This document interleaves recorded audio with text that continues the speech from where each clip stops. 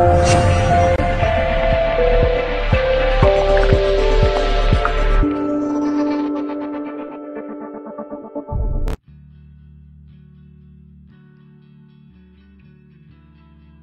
آج کی اس ویڈیو میں طب نبوی کے حوالے سے آج کی بہت خوبصورت ویڈیو، جس میں آپ کو ایک پھل بتاؤں گا کہ جس کے کھانے سے آپ کو بہت سارے امراض سے چھٹکارا ملے گا۔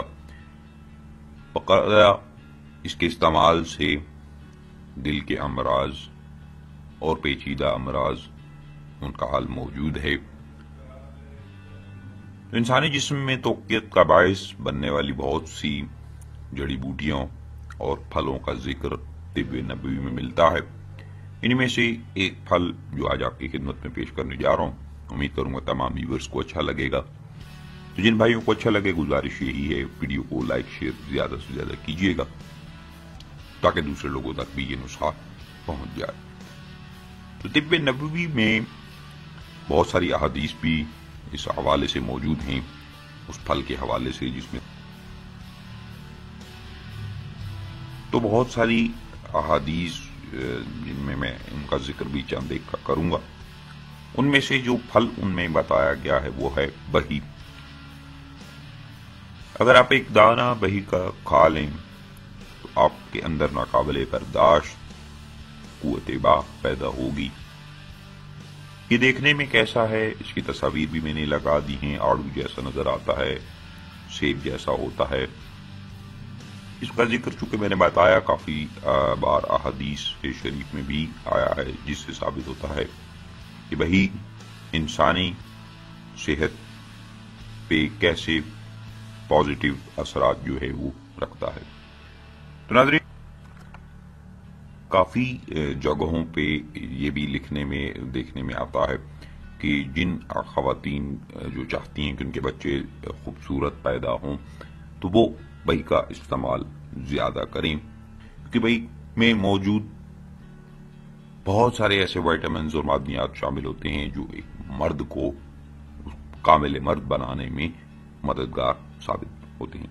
تو اگر بہی کو نہار منہ کھایا جائے تو انسان کو کئی بہت کم چانسز ہوتے ہیں کہ اس کو ہارٹ اٹیک ہوگا، بلکہ نہ ہونے کے برابر چانسز ہوتے ہیں۔ یعنی کہ بہی کا استعمال ہارٹ اٹیک کو بھی روکتا ہے اور دل کو توقیت بخشتا ہے، جس سے دل مضبوط ہو جاتا ہے۔ تو احادیث کا چونکہ ذکر آیا تو اس میں ابن ماجہ میں اپنی سنن میں حضرت طلحہ بن عبید اللہ سے روایت کی ہے۔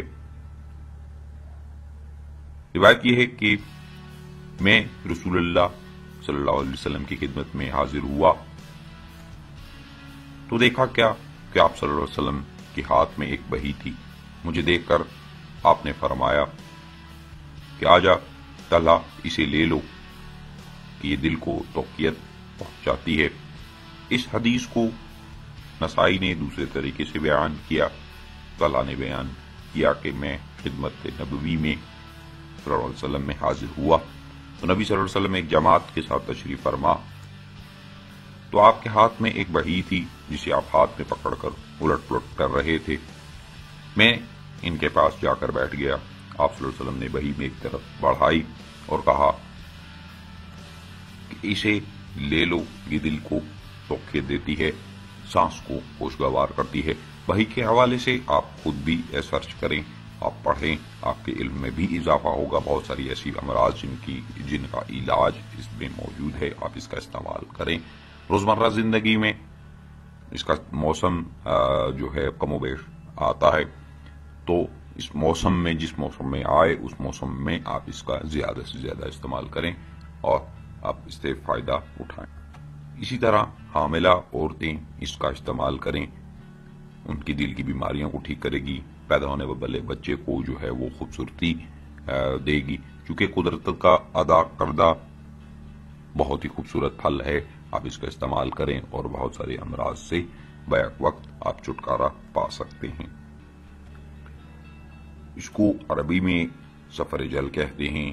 اس کی سب سے زیادہ کاشت جو ہے وہ ترکی میں، پاکستان میں بھی موجود ہے۔ اس کے علاوہ دیگر ممالک میں بھی اس کا جو ہے ہونا पाया जाता है।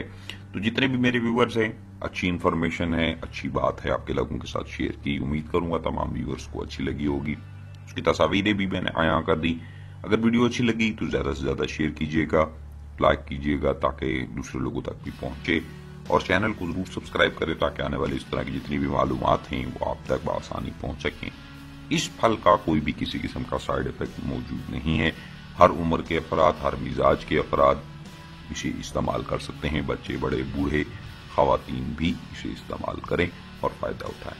तो नाज़रीन, मुझे दीजिए इजाजत। यही थी आज की वीडियो। उम्मीद करूंगा तमाम व्यूअर्स को अच्छी लगेगी। जिन भाइयों को अच्छी लगी ज्यादा से ज्यादा लाइक शेयर कीजिएगा। अल्लाह हाफिज।